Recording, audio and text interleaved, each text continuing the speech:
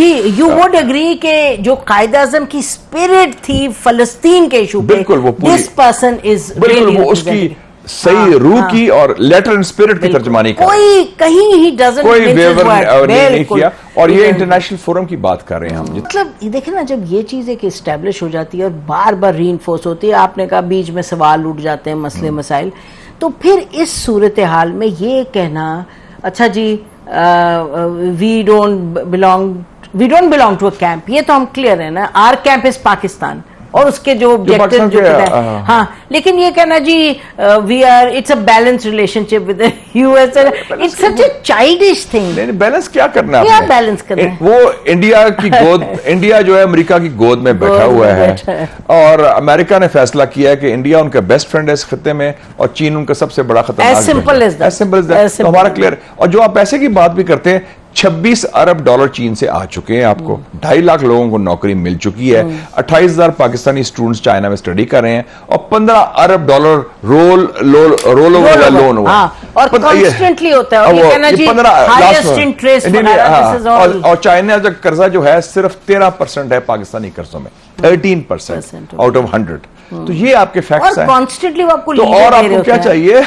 आपके साथ वो इन्वेस्ट करने को तैयार है, आपको ब्लैंक चेक दे रहे हैं, जो मर्जी करें, लेकिन अपने आप को ठीक करें, मामला ठीक करें, नलायकी तरफ करें, बदनीयती खात्मा करें and get cracking, as simple as that. बिल्कुल, दैट्स द की इशू।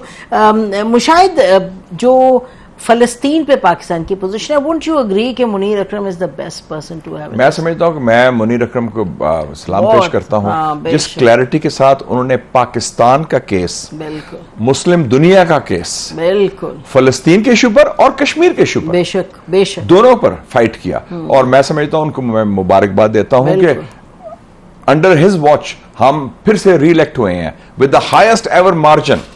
सबसे बड़ा मार्जिन, इतने मुश्किल है। और उससे इलेक्शन से पहले उन्होंने ऐलान किया था कि जब हम मेंबर बनेंगे तो हम मजलूमों की आवाज होंगे, जिसमें कश्मीर फलस्तीन शामिल है। तो I think he is one of the most brilliant diplomats produced after Agha Shahi, probably the best. जी, यू वुड एग्री के जो कायद आजम की स्पिरिट थी फलस्तीन के इशू पे, बिल्कुल वो पूरी, दिस पर्सन इज बिल्कुल वो उसकी सही रूह की और लेटर एंड स्पिरिट की तर्जमानी कर, कोई कहीं ही डजंट कोई वेवर नहीं किया। और ये इंटरनेशनल फोरम की बात कर रहे हैं हम, जितना इतना जुल्म हो रहा है, और ये नहीं कि हाथ मल रहा है या पूछ रहा है, ये पसीने छूट रहे हैं कि ये इजराइल के जेनोसाइड का नाम ना लें या कोई और ना नाम लें।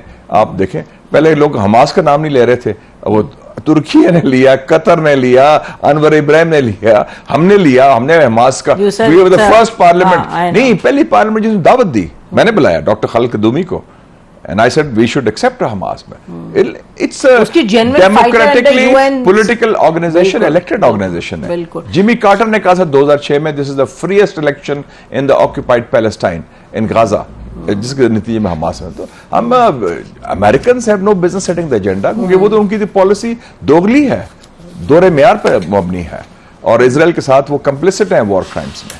मेहदी हसन जो नहीं है, जो who's a presenter in now in the United states, तो उसका मैं देख रही थी, इट इज़ माइंड बॉगलिंग। उन्होंने कहा जो स्पीकर हैं इस वक्त कांग्रेस में, उन्होंने जाके जिस तरह से एक फंक्शन में वो थे इन Washington, somewhere in the United states, और उन्होंने विद एन इजरायली मिनिस्टर, जो बाय द वे ओपनली कहते हैं कि जो एक ग्रेटर इजराइल है, जो बाइबल में भी है और उधर में भी है, तोरा में, तो आपने फ़लस्तीन को बिल्कुल ख़त्म करके आप इसको जाम करें, इजराइल में आप इजिप्ट को जाम करें, आप लेबनान को जाम करें। तो Mehdi Hasan had pointed out कि speaker of present speaker in the US Congress, he was presiding over that function and he was agreeing with it. तो देखें ना, डबल स्टैंडर्ड। अमेरिकन जर्नलिस्ट था, मैं भूल गया उसका नाम, पैट कौन सा था, जिसने 92 का इलेक्शन में लड़ा था सदर का, उसने कहा था कि US Congress is Israeli occupied territory, और Israeli occupied territory is not just Gaza, लेकिन वो यूएस कांग्रेस भी उनका, क्योंकि इतने डरते हैं इजरायली लॉबी से। और आप ये देखें, जो ग्रेटर इजराइल की लाइन है, वही लाइन इंडिया की अखंड भारत की है। बिल्कुल ऐसे ही है, दोनों की सोच ट्विंस हैं, ट्विंस आइडियोलॉजिकल ट्विंस हैं। ये नेतन्याहू और मोदी दोनों की लाइन ये है, लेकिन शुक्र है कि